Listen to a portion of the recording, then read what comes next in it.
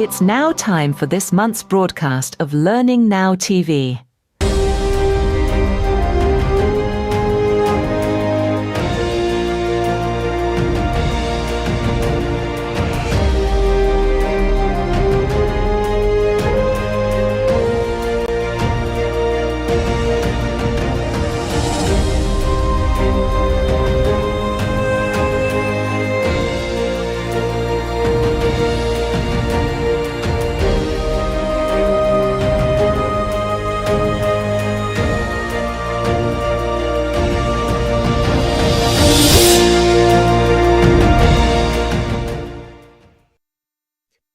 Welcome to the March edition of Learning Now TV.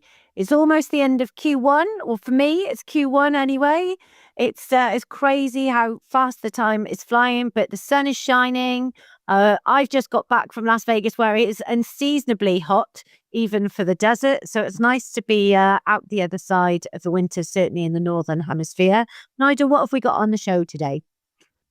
Got some really interesting sessions, and I'm going to describe them just to give you a little flavor and whet your appetite. The first is someone called Kate Graham.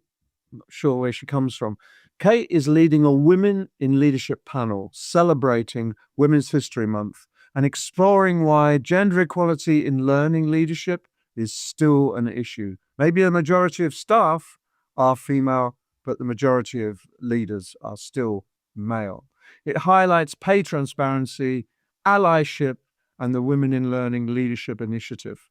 So it's about empowering women through mentoring, advocacy, and collective action. Really important, and you did a great job, I have to say, Kate. Thank you for doing that. Andy Langster is with us. He continues his Learning Lens series with a look at generational stereotypes, which is interesting. There are generational stereotypes and there's generational truth. And he's trying to pick his way through that. And then Nolan Haupt, he's a senior vice president of learning at InfoPro Learning, which is a learning service company based in the US with staff all over the world. And he's discussing how organizational learning bridges the fast pace of technology and the slower pace of humans catching up with the technology. It's a very interesting argument that he's putting forward. Plus, our own Learning News, which looks at a number of key issues in learning, including an update on learning technologies from David Kelly, which is coming again soon. So enjoy that show. Enjoy.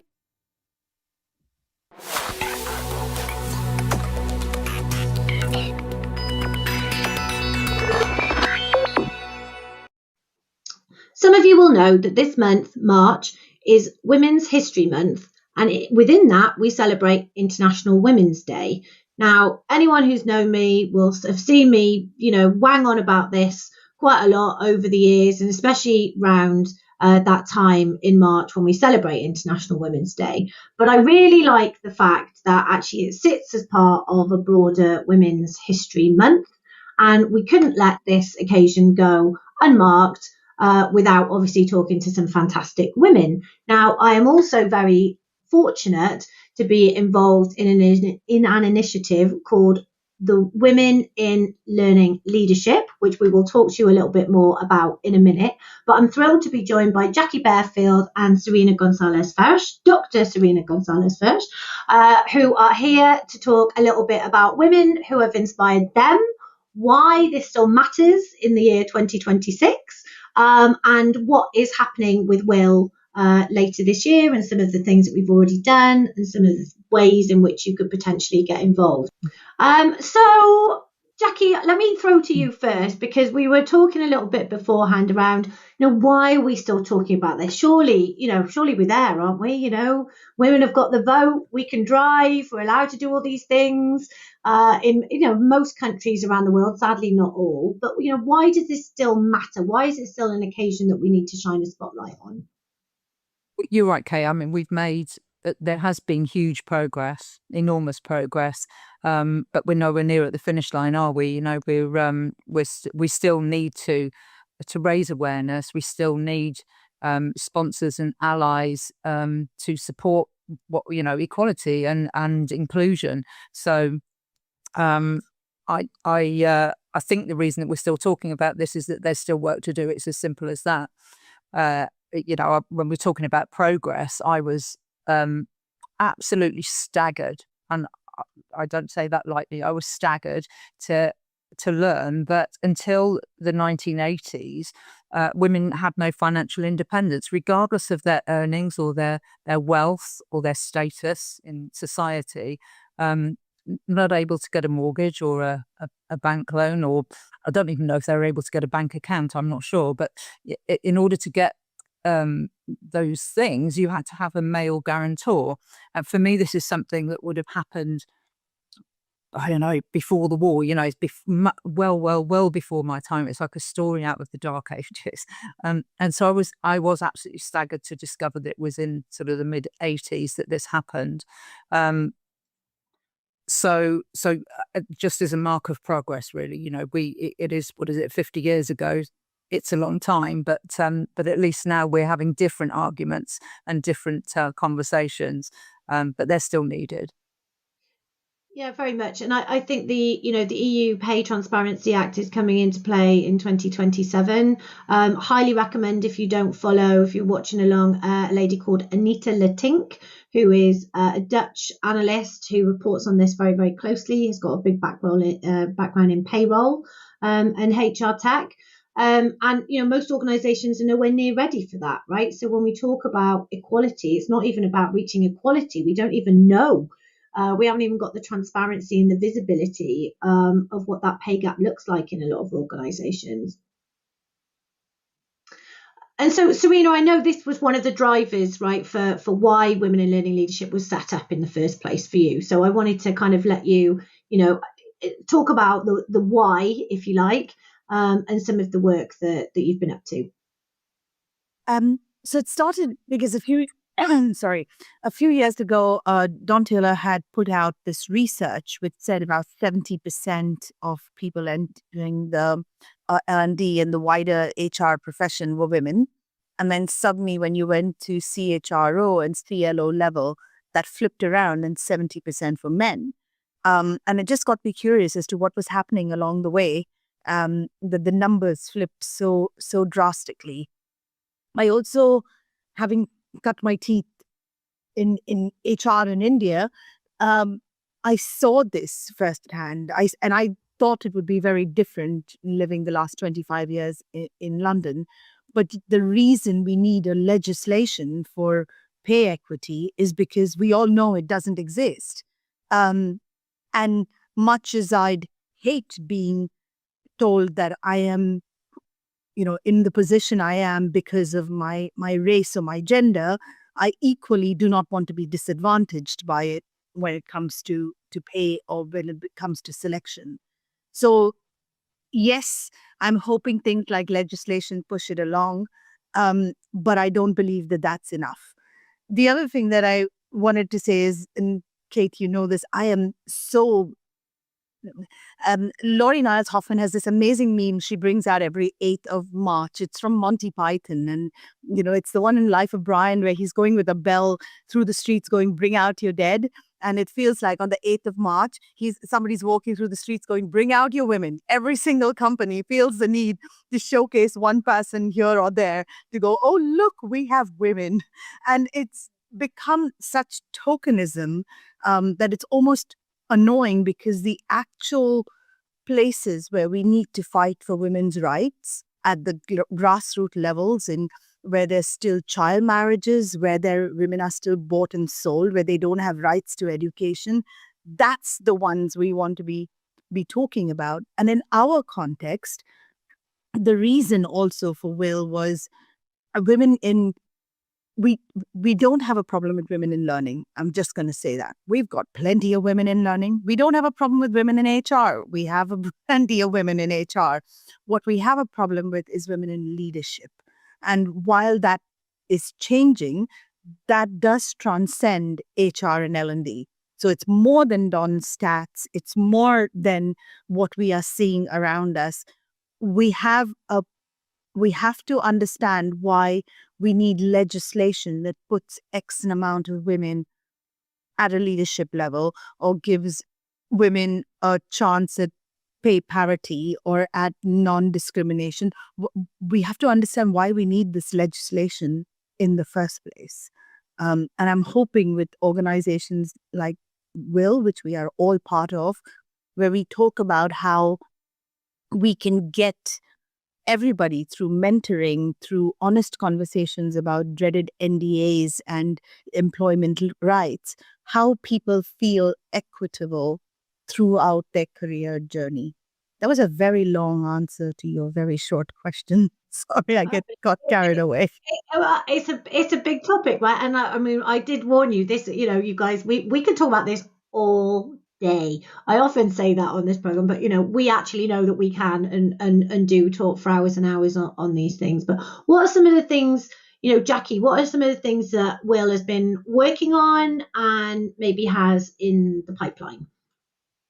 Well, Kate, we've done quite a few exciting things. We've come together on a monthly basis to talk about what issues we're seeing, what we want to particularly look at.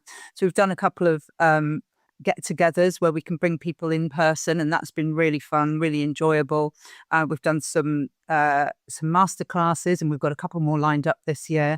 We've also worked quite hard to put together a mentoring platform, if you like, because we do feel that with the group of co-founders together, we've got collectively an awful lot of experience, good and bad, good experiences and bad experiences, and we're all very willing to share that, which is a wonderful group of people to be in.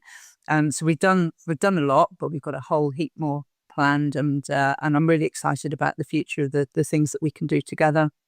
Yes, same. We must give a shout out to Pash Reddy and Prachi Prasad and Eleonora Rock. What's her surname?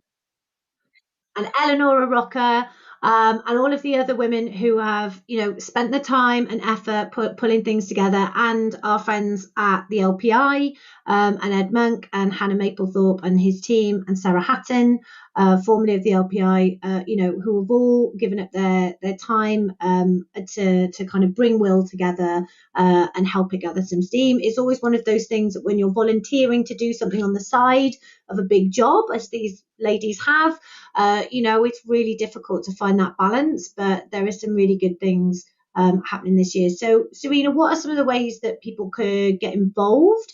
And I guess it's not just a conversation. We don't want this to be an echo chamber where it's only women, right? We really welcome, men from the community. We see the allyship.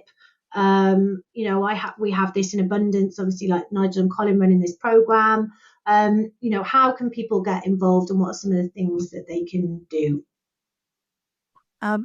So there's several ways to get involved. I think the first step is visit the LPI website, and LNTV will provide the link along with this program, and sign up to Women in Learning Leadership. It's been going on for nearly 2 years now. Every quarter, we have live LinkedIn sessions, which cover topics, as I was mentioning before, on imposter syndrome, on your career journey, on understanding your rights in the workplace, on understanding what discrimination means and how you combat that, and on understanding allyship. So what's the role of men and women in the workplace to bring about that sort of equitable feeling, so that nobody feels like they're part of a quota or part of an agenda. So we've got all these sessions which we have run before. All the recordings are available, and the ones coming up. I think Pash's next masterclass should be sometime in April. So my biggest request would be to please sign up on the LPI website.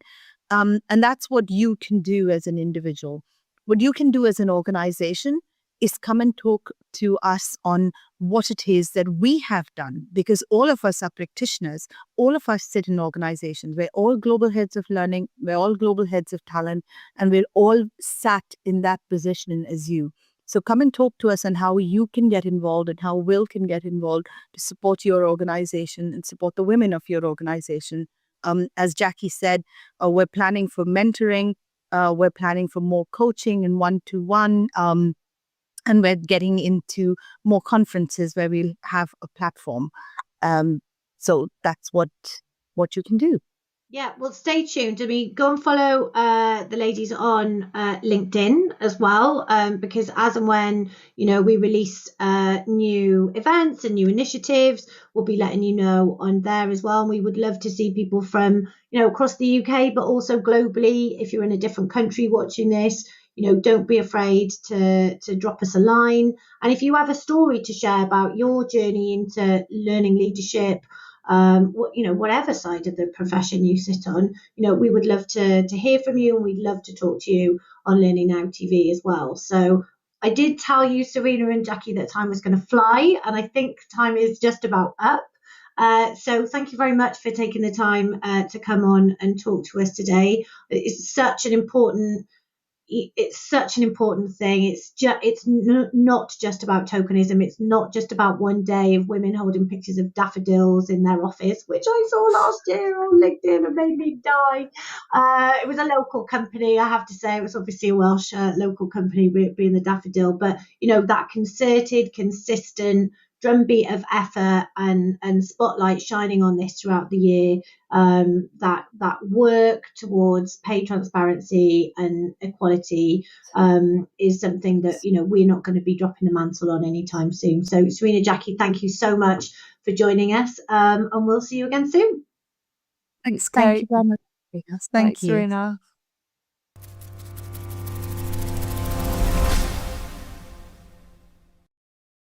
As ever, Rob Clark joins us with all the latest news, views, scandal and gossip, as we always say. Particularly looking forward to hearing from Fiona Lettany about the new Fosway 9 grid for learning systems, always a big one. And looking ahead, of course, to learning technologies next month. So enjoy. Fosway's report into the learning systems market in 2026 is out. Whatfix has launched an AI-driven role-play simulator for frontline teams. CEO Kadeem Bhatti is here to explain. David Kelly is here with a preview of what's in store at the upcoming Learning Technologies Conference.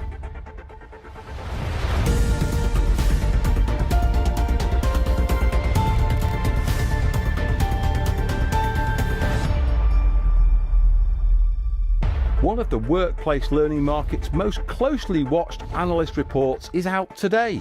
The 2026 9 Grid for Learning Systems from Fosway has just been published, and it follows months of vendor briefings and customer feedback. While the 9 Grid graphic is what most people might initially see, there's a large body of research into market performance, product strategy, and customer priorities behind it. What we are seeing is the learning system market is still growing. That's a real positive from that perspective. Some of the vendors are having to realign their headcount a little bit, but they are investing in innovation, and obviously that stems into AI.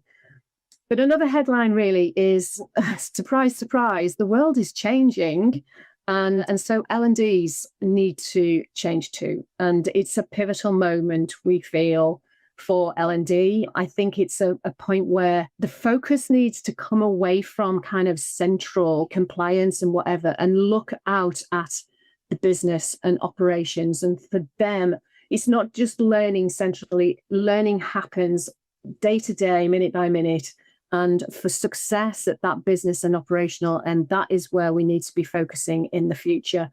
For the first time ever, we've got 4 vendors in the strategic leader zone. Docebo have moved from the strategic challenger into the strategic leader zone. We need to provide the buyer the options for who else can they add into an RFP if it's not just about Cornerstone. And so the other organization, the other vendor that we have moved above the top line is Absorb, and they have gone up to strategic challenger. So congratulations to both those organizations for the moves that they have made. In the core leader, there are some big organizations in that core leader zone that are really doing very, very well. and got double-digit growth and more. Even in this situation of the economic and political uncertainty, they are still, really moving. But also congratulations to 2 new vendors on the grid, Blossom, who are in the potential challenger zone. And then the second one, Attrivity. They are now able to put a monetary value on if the system has closed the gap in that salesperson's knowledge and what monetary advantage that is for the company because of more sales that they are likely to win because of that. I have never seen that before. And so they had to go on the grid this year and let the rest of the vendors have a look and also corporates to see what they do, because their customers are actually very happy with what they're up to. AI role-play tools are becoming common in workplace learning, but most operate as standalone conversations. Whatfix has launched AI role-play training that combines adaptive AI-driven customer conversations with simulated enterprise workflows in the same environment for frontline teams. This moves conversational AI directly into workflow-level training, rather than leaving it as a standalone tool. You rightly mentioned there are many standalone AI role player vendors in the market, right? And most of them focus on conversational skills. But if you really look at the job profile of the frontline workers or frontline employees, specifically in contact centers or sales kind of roles, the failure generally is not only related to how they do the conversation, but it also how they operate on the systems, how they perform on the process. A lot of data has to be fetched, a lot of information has to be fed in real time when they're actually conversing. So Whatfix came out with this product called Mirror, which not only helps in conversational skills, that is role play in terms of voice or how you communicate, but also providing a simulation of the system of different softwares. So it creates a real life scenario where you talk, you practice or conversing, as well as fill up the information, fetch the information, like how you would do in your real job. So that's the major difference. I'm joined by Nick Jones from the L&D recruiter Blue Eskimo, whose annual work and salary report shows how employment in L&D is changing. Nick, a very warm welcome back. Hello, Rob. Budget confidence has fallen back sharply this year, and this mirrors what we're seeing in other industry surveys. Only a small minority now expect L&D budgets to increase. What's changed since last year, Nick, and how concerned should L&D leaders be about 2026? What's changed is economic confidence, not kind of the need for capability. Last year, organizations expected growth to return very quickly. We also expected inflation to be reduced, the macroeconomic conditions to get better. And in 2025, organizations focused on productivity and efficiency. So budgets became a bit more controlled. And that confidence hasn't gone away, or lack of confidence hasn't gone away. And so, yes, it is a key indicator for 2026, but companies are still investing. They're just doing it a lot more selectively. It comes down to that kind of accountability piece. It's almost like we have to be accountable for every pound spent. L&D isn't declining. There is a lot more focus on accountability. The need for learning and development is obviously growing. Skills demand is still there. We have new skills and new technologies. AI hasn't even really been mentioned. It is mentioned a bit in this survey, but that compounded with the macroeconomic conditions and the fact that organizations really are focusing on their next 3 to 5 years means that those skills will be different. So it feels like learning and development's been in a holding pattern. The evidence from the World Economic Forum estimates about 40% of core skills will change during the next decade. So it's inconceivable to think that that won't be driven by learning and development functions, but they may just look subtly different, reorged, right-sized. Perhaps that's what we've seen in 2025. The expectations changed. Employers want a clearer link between learning and performance output. But, as recruiters, we're starting to see hiring pick up early in 2026 and even towards the end of 2025. But the roles that are returning are focused on capability and skills. They're not really focused on content production, for example, which really drove the post-pandemic bounce. So I would say genuinely that the outlook's positive. L&D seems to be moving closer to the business decision making because it has to. And the professionals who connect learning and development to those kind of outcomes are probably going to find themselves even more important. Hopefully now we've got through some of the turmoil of 2025. Learning Technologies is just around the corner. More than 15,000 are expected this year. The event reflects the pressures and priorities facing workplace learning. AI and automation moving from pilots into practice. Platforms are evolving, data and measurement, and the growing expectation that learning and development is right in tune with how business is changing.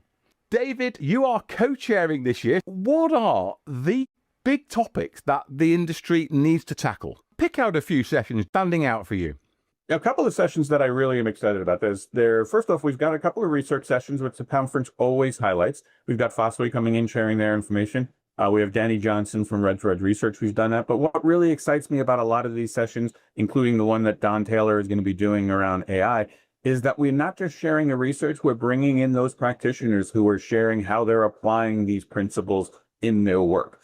So there's a lot of case studies on the program this year, a lot of research, but it's all seen through that practical lens of what it is exactly it's doing, how to apply it in your practice, how you can adapt it to the unique context of the work that you're doing.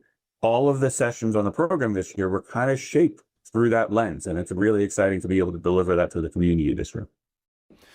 Learning News is covering the event and we'll have the big announcements. If you haven't already got your conference ticket or exhibition pass, now's the time. It takes place at the Excel Centre in London on the 29th and 30th of April. I hope to see you there. That's Learning News for March. I hope you enjoyed the programme. Thank you to our programme sponsor, CLO 100, for its support with our programmes. And to my guests today, David Kelly, Nick Jones, Kadeem Batty and Fiona Letney. And thank you for your company. That's all from me. I hope to see you next time.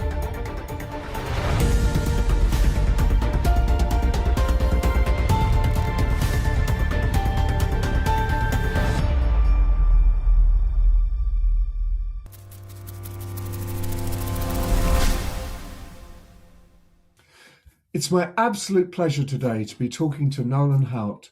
Nolan is the Senior Vice President for Growth at InfoPro Learning, which is essentially a managed service company for learning. And it's headquartered in the US, has staff in other countries, including India.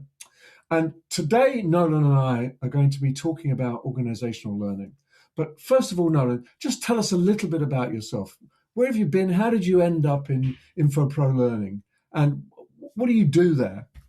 Yeah, I started in the tech division of our company, actually, building software development, consulting, and then kind of quickly moved over to the learning side of our business because we offered we had, different entities within our company. And so I've been in the learning space for about 13, 14 years now. And really my primary job has been really helping consult with larger, organizations on really any type of organizational development issue. But then also within the company, I focus a lot on what our future focus strategies are. So a lot of that is bound in technology, so building an LMS and LXP, leading a lot of our AI strategy of recent, but then also talking more about like the human element of things as well. And how do we get the humans to do all these things that we need them to do? Yeah. And we're going to talk about organizational learning. And I think that is the point where humans start to intersect, work with each other and build learning across the organization, not just in silos or straight down the organization. For me, this is really important at the moment, particularly in an AI-driven world. I don't believe you can do AI in a fragmentary way. It's a whole organization way. But tell me, what's your take on it? Why do you think it's important? No. I just created this tagline and I really like it. Technology changes fast, but humans don't. And I think that if we look at like organizational learning, I think it's helping to bridge that gap between this technology that is like constantly evolving, and not just technology, but like the world, right? We're filming this on September 18th. It's a very volatile world. Believe it or not, there's war in the Middle East, and there's disruption in Palestine. There's all these things happening. All those things change in a moment's notice, but people don't. We can't pivot as quickly. We'd like to think that we do. I think organizational learning's job is to help an organization pivot quickly to adapt to all of these changes. And that's why I truly believe that organizational learning is the competitive advantage for an organization, because the quicker you can pivot, quicker you can take advantage of these, you can beat your competition to the punch. Yeah, I'm with you 100%. And it's the faster you can share insight and learning around the organization, the faster you can get together to solve real challenges, the faster you can pivot, essentially. And in a time when there's a lot of uncertainty, working together helps everyone feel better, I think, because we're all in it together. We can work on these problems together, and we can help each other change. Because you're right, tech changes fast. Humans don't change fast. And humans, unlike tech, need a bit of reassurance. They need to see their way forward. They need to understand what that future might look like. And to leave people isolated and on their own strikes me as being slightly irresponsible, but certainly it means the productivity doesn't grow. The organization is stressed, just as individuals are stressed. Is that what you're finding as well? Yeah, I had this really fascinating conversation with my doctor yesterday. We were talking about AI because I can't help but just learn as much as I can about it. And he said, honestly, I think people think the hard part of my job is like diagnosing people. He's like, that's honestly the easiest part of my job. He's like, it's the like giving you comfort and making you feel heard and convincing you that this is the right path and that you're on doing the right thing and that we have a sound strategy and that your mental well-being is good. That is actually one of the biggest parts of my job, is to build a long-term plan with you and for you to get on board to that plan. And I was like, whoa, that is so like timely, especially in Moeed, you talked about kind of all being on the same page. That's really the unique, I think, organizational learning, L&D teams, training teams are in this interesting arena where you're one of the only divisions that works across every division in the company. You work with marketing, sales, ops, finance, whatever, comms, whatever it should be. And so there's really no better person than you to make an impact across that organization. And as you said, I unfortunately, I feel like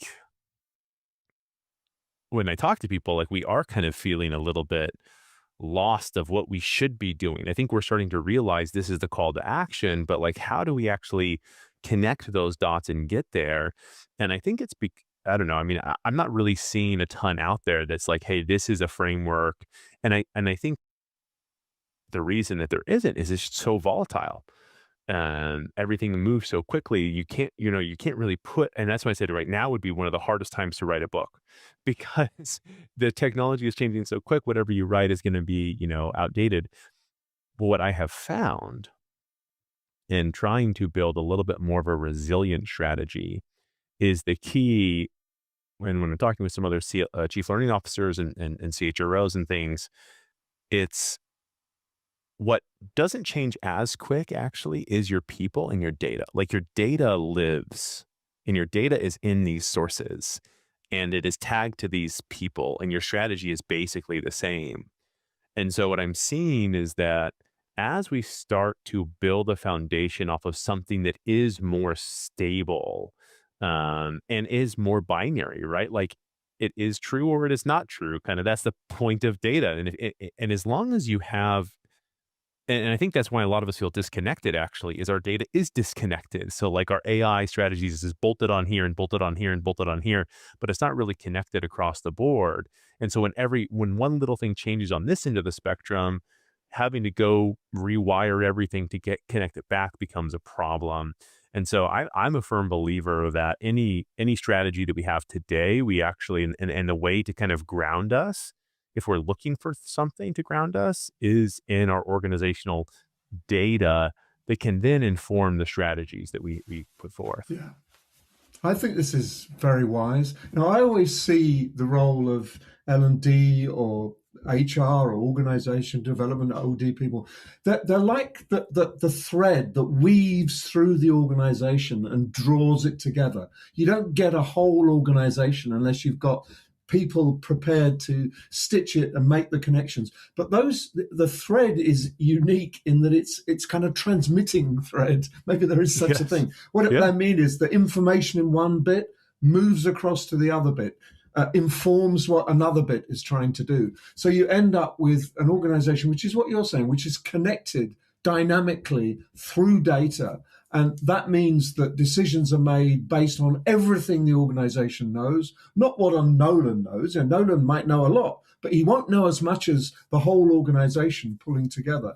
And this is the time, as you're saying, this is the time when we have to do that, when we have to pull everything together to reflect our collective knowledge so we can make the best informed decisions. And we can reassure people that it's not Nolan's absolutely fine, I'm in trouble. We're all in it together. And therefore, we get into it together, we get out of it together, and we build the organization to survive together. So, to me, what you're saying is extraordinarily important at a time of massive change. Do you feel that? I feel if we don't have these conversations, then everything fragments and falls apart. Yeah, I mean, and for me, that was kind of the light bulb moment was, we have always been saying that the key to making an impact is measuring that impact. And I think we've somehow kind of disconnected that to the data. We've kind of said like, yes, we do. But the problem is that when we ask people, they don't tell us. Well, nobody is asked if they're performing or not. We have the data. Like that data lives somewhere. Whether they're performing or not is relatively known. And then whether we can make an impact or not, as long as we're connecting to that data. So I think if we just change that conversation of, tell me the impact and just say, I don't even need you to guess. Just give me the access to this data. Then I can help us make an informed decision and we can start measuring things together.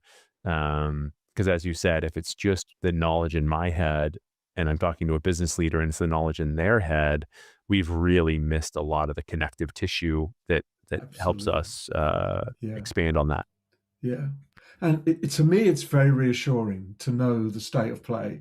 And if you've got data saying one thing in one part, but not in another part, it's so much easier to balance the organization and to move the organization into a place where it's performing across the piece. So, yeah, but you've got to start for all of that to work.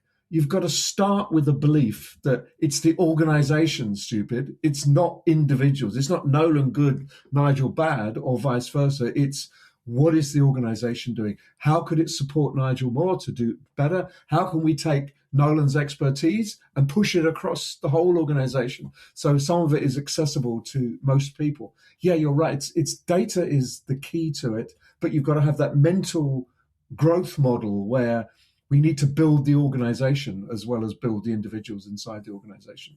Would you agree with that? Yeah, I mean, I think so. When some of these models that we're starting to build out it's exactly what you said, Nigel. We want to create a digital twin of the person. So, like, what is everything that makes Nolan a person? But then also, what is everything that makes this organization perform? Right, the collection of Nolans. What is it that they do that's unique? What is it that we operate in that our competitors can't be in? Let's make sure that we understand that as well. And then it's the combination of those two that really unlocks a lot of doors.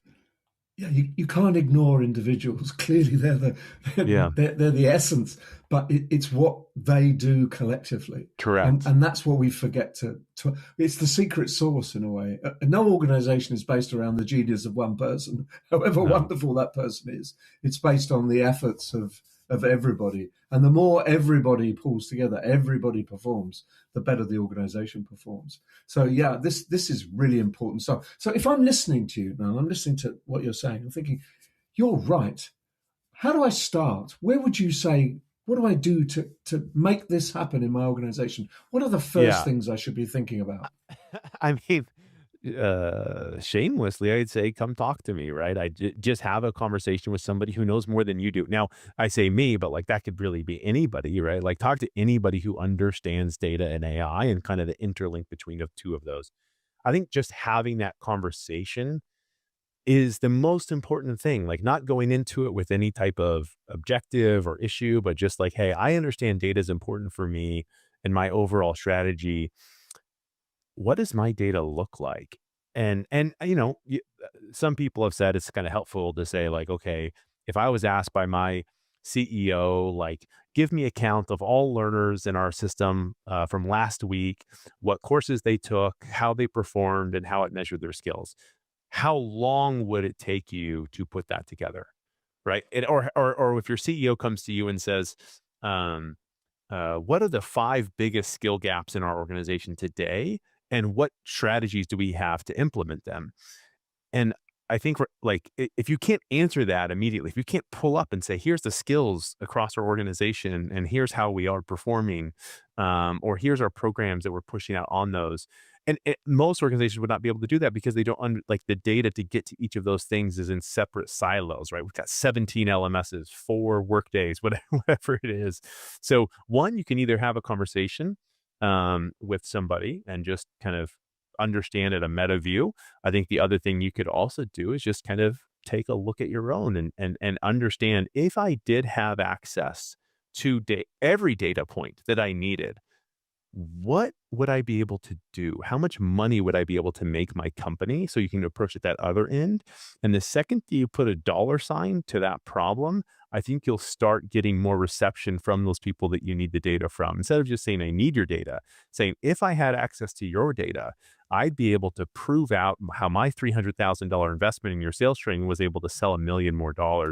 Now, can I get access to that data?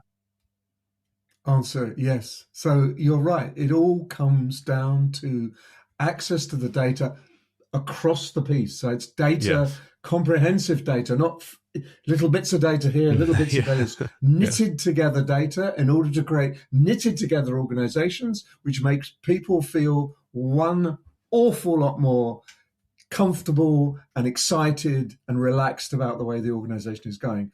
Nolan Hart, thank you so much for talking to me. This is really important conversation, and I hope a lot of people listen to it. Really appreciate your time. Thanks for having me on, Nigel. We'll talk again soon, I'm sure. We will. It's been a pleasure talking to you. Thank you.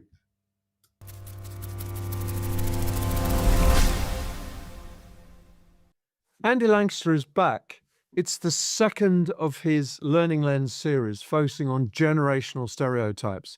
And far from being helpful, he points out the distortions that can happen in learning design, inclusion, and confidence if you just focus on generational stereotypes and stuff people into boxes where they don't naturally fit. So well done, Andy. Good thing to do. Hi, I'm Andy Lancaster, and welcome to the Learning Lens, where we explore what the evidence says about people development and what it means for our practice. And in this session, we're going to look at generational stereotypes. Now, so often people are categorized by their birth year. So we have baby boomers, Gen X, millennials or Gen Y, and we have Gen Z or iGen, Gen Alpha, and most recently Gen Beta. And you can look up the relevant years for each of those groups online. So a moment's reflection reveals the obvious. Not everybody born in the same era can possibly share the same traits. And yet we sometimes accept these labels. Now, the research shows little empirical support for generation-based differences. They're lazy, inaccurate, and can be harmful. And here's what the evidence shows, and you can find the references in the show notes. They fuel discrimination. For example, ageism by painting older workers as outdated and younger ones as entitled, and that undermines fairness. They can breed division with tension between younger and older alike, facing unfair treatment from one another. They create self-fulfilling prophecies. People can be pushed to match expectations, and they can heighten anxiety and weaken connections across generations. They undervalue differences, they oversimplify, and they obscure deeper valuable influences like life stage, experience, and context. They can even create social harm. They can fuel misinformation and silence voices, especially of minority groups, and that can erode social cohesion. And in terms of media and technology, they can lead to misleading memes and AI-generated content, which can reinforce stereotypes and increase their reach and impact. And they create psychological effects. They can trigger stereotype threat, undermining performance, aspirations, and well-being. So taking a learning lens, let's gain the perspectives of some learning practitioners about the implications of generational stereotypes. So I'd like to welcome Malcolm Taylor for a bit of a discussion around generational stereotypes. So I'm Andy, I'm a baby boomer, and that gives my age away. So Malcolm, do you just want to introduce yourself for those who are listening in? Yeah, thanks, Andy. Yeah, and I'm Malcolm Taylor, and I'm a Gen X. So, yeah, my name's Malcolm Taylor. I'm head of people development and culture at the UK Health Security Agency, which is a agency for British government. And it's really nice to be here, Andy. Thanks for joining us. So this is a bit of a thorny topic, but generational stereotypes. We know often people are put into categories or whatever, depending on what year they're born, which is the most crazy thing. But we see it quite prevalent in many sectors. So I guess question is from your perspective, how can generational stereotypes actually impact learning and development, and maybe what are some of the implications of that, of taking that view?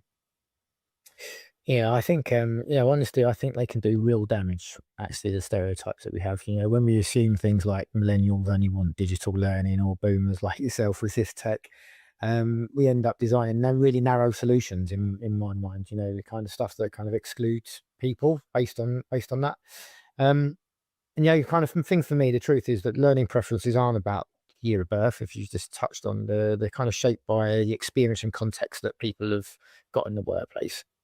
Some of the things I've kind of seen in the past is that, these kind of labeling of groups of people can really knock confidence. My experience working for London Underground many years ago, when we kind of started to introduce kind of iPads and stuff for people, people were very keen to use it, but I think there was this real kind of stereotype of the kind of boomer generation and that resistance to tech. And I think it really, really, really did kind of impact on people's confidence, and then the ability to kind of change and kind of adapt, I think kind of can really different. But stereotypes for me, we're all individuals, Andy, and I think kind of stereotypes really kind of knock individuality out of organizations. And so kind of instead of, as a learning professional, us going out to our learners to kind of explore what do they need based on their own context and their own experience, we kind of make these judgments. And I think that kind of really misses lots of key ingredients when it comes to designing learning interventions. And I think you make a really important point there, in an era when we're trying to genuinely think about personalized learning and pros and cons of that, to suddenly just accept generational stereotypes cuts right across exactly what you've said about really understanding the context. And so, because with younger people, we think about digital poverty. Some younger people just don't have access to it. So have you got any examples where maybe taking that contextual view has really helped design something which is not based around stereotypes? I think there's I've probably got a few examples of this actually, and I think the context is really useful around. So where I currently work, we're quite geographically spread across the UK. And many of our kind of areas of work, some of our labs where things are quite heavily controlled, don't have actually access to IT. So it's kind of really starting to look at the context people are working in. Me and you again have had conversations in the past around kind of trying to create learning as close to the point of work as possible so that you can apply that theory. So kind of forgetting about what generation people are, focusing on the role they do and in the context that they're operating has kind of caused us to kind of create and design learning in multiple formats so that people can access it synchronously, asynchronously. It can be self-led or it can be self-taught. So kind of, that's one example that kind of immediately springs to mind where the location of work and the location of the learners has really driven the way that we design that learning intervention. And it's not based on your age, it's simply based on the role you do and the location you're operating in. I'd like to welcome Jodie Pritchard to the Learning Lens. So, Jodie, great to have you with us. Tell us a little bit about yourself and your role. Oh, hi, Andy. Good to be here. So I'm Jodie, as you mentioned. I am the Director of Learning and Development for Barnardo's children's charity. We're the largest children's charity in the UK. And previous to that, I worked for Citizens Advice. So lots of experience in the charity sector and as a learning and development professional through my career. That's brilliant. And I think for this topic we're looking at today, you can bring a unique perspective around this. So, with you work for an organisation that supports younger people. So I guess how in your experience can generational stereotypes impact the learning and development of people?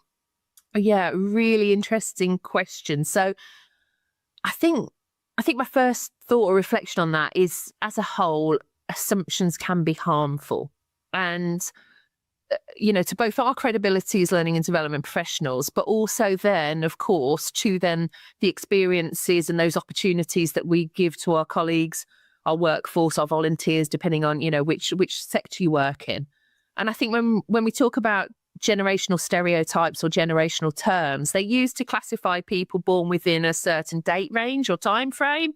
And what then it doesn't consider is those individual experiences or that intersectionality that sits within that. And there's a huge amount of research at the moment, especially around children and young people's experiences, that directly affects Gen Z and Gen Alpha, as we would term them, in regards to those experiences and then accessibility. So, for example, within that, we tend to term the younger generations as digital natives. And absolutely, there's many that are very confident and capable of using technology. But actually, we've got a lot of children and young people growing up with disadvantaged backgrounds. And that means their access to digital technology will not be the same as many of their friends. And so it's harmful in those cases to think that those children and young people are coming into the workforce with those skills when actually that isn't necessarily the case. And that's a really interesting one, because if I think about my parents who are in their 90s now, my dad isn't much into tech, but my mum is on her iPad and she tracks my flights when I fly away. So there is this thing, younger people get it technologically, older people don't. So I think that's a really interesting perspective. So in terms of Bernardo's, in terms of equal access and how that works for you, how do you provide that non-stereotypical kind of access to your products and your services? So I think going back to that comment about assumptions that are made at the start, we don't assume. So we don't assume. And actually, I think it's always best to start from a position of, the negative, so to speak, or that position of they don't necessarily have this, rather than the assumption that they do. And so when we design support and when we design learning content and when we design opportunities, we ensure that there's different access points and different support methods for anybody that might access it. We talk about kind of multi-generational workforce, and Bernardo's is a great example of that. We have an example of volunteers that have supported us for the last 45 years, for example, and truly long service in their time with us. 2 volunteers that are with us for just a few weeks as part of their Duke of Edinburgh activities, so kind of 15, 16, 17 years old. Their experiences in some ways may be really similar, but also very different. And so we can't just assume anything from what we do. That's a really interesting one, because I think back to some of my career. I probably have made some of those stereotypical things. Any view on, people might have used personas as a method of trying to define learner groups or whatever. Any thoughts around personas? Have you used them, or what do you think about those as, because I guess those are on stereotypical views of particular groups? Yeah, so I have used personas actually, and to a certain extent I do like them, but I'm also really mindful, as I suppose I was introduced to them a number of years ago, probably 7 or 8 years ago, and actually felt like a really good step forward at the time. But now with more reflection, I think there's still that concern that they oversimplify or stereotype groups still. And so you can actually fall into almost the trap of generational stereotypes within them. So I'd say personas can take you further, but just be cautious about how you use them, because you can fall into that trap of, again, oversimplifying those learner groups, if you want to term them as that, or your workforce into specific groups where actually there's a lot more going on underneath the surface. So in summary, generational stereotypes don't accurately explain people. They flatten rich human experiences into tick box caricatures. Thanks to Malcolm and Jodie, who gave some important practice perspectives. Malcolm noted that we're all individuals and learning is a highly individual process. And if we focus on generational stereotypes, we can design very narrow solutions. Stereotypes can actually knock learner confidence. And also, we should focus on roles, context, and location, not age. Jodie highlighted that assumptions can be harmful to our credibility and also to learner experiences. And we need to think about individual experiences and accessibility. And we need to consider the principle of intersectionality. Everyone has a unique combination of traits. And we need to use personas with care. They have uses, but be very cautious as they oversimplify. So what's your takeaway? In my practice, I'm going to take time to think through the implications of defining someone by their generation. I'm going to pause and ask the question, who are they really? And that's where inclusion starts and great learning opportunities are designed and empowered.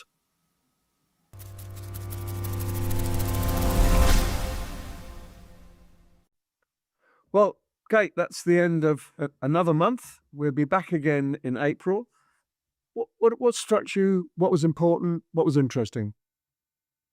Well, obviously, Women's History Month is very important to me. I think the thing that has struck me this year is thinking about it as an entire month rather than a kind of token effort of a day.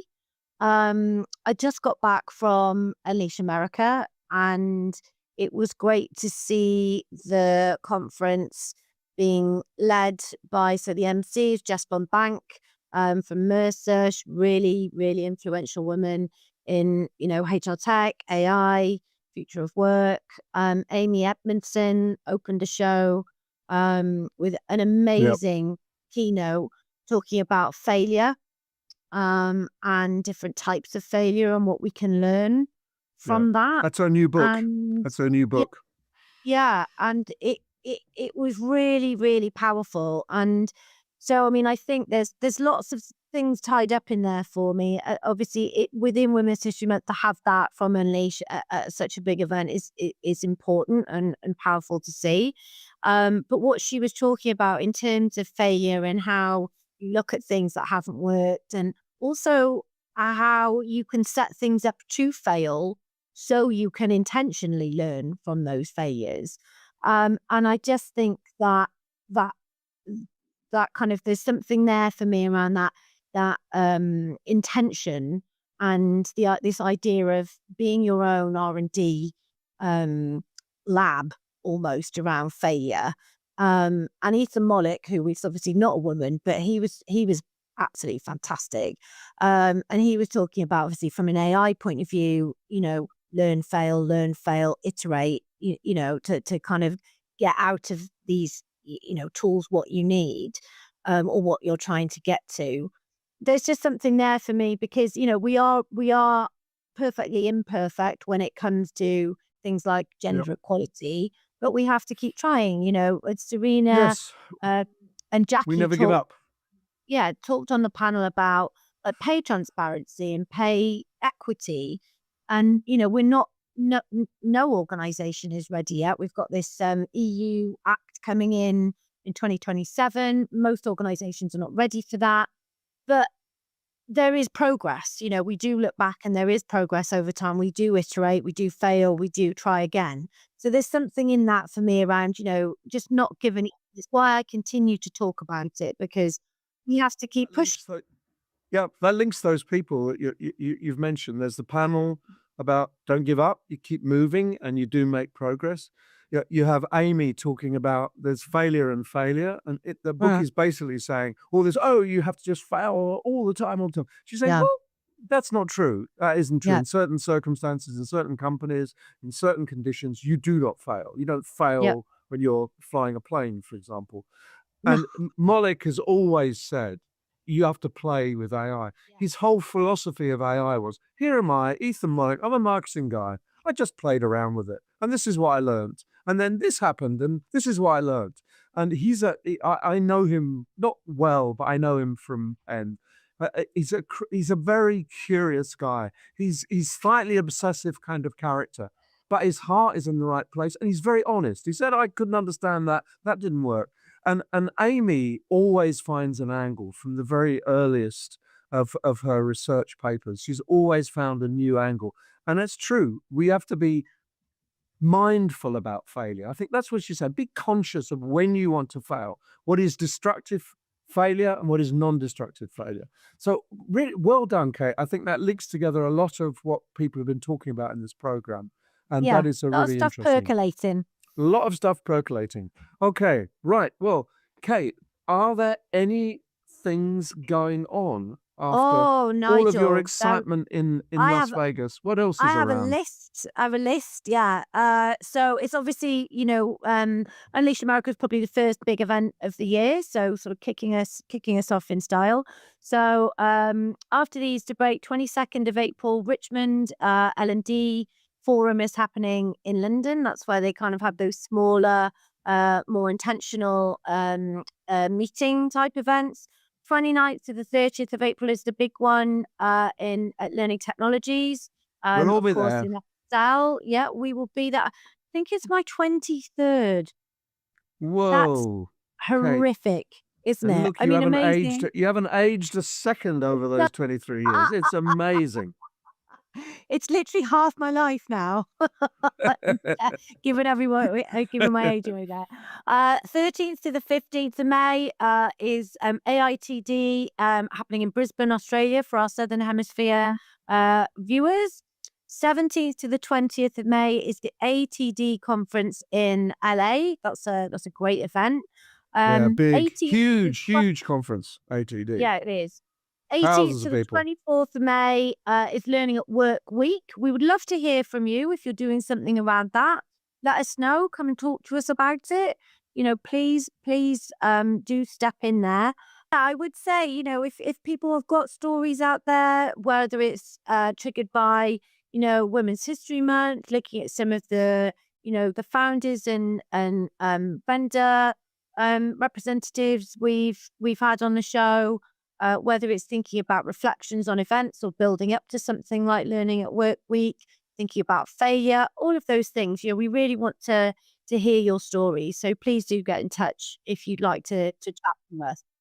Well, thanks very much, everybody, for joining us. It's been a pleasure talking to you, pleasure sharing some of the great things that have been on the program this month. And we'll be back on the 30th of April. See you then. See you then.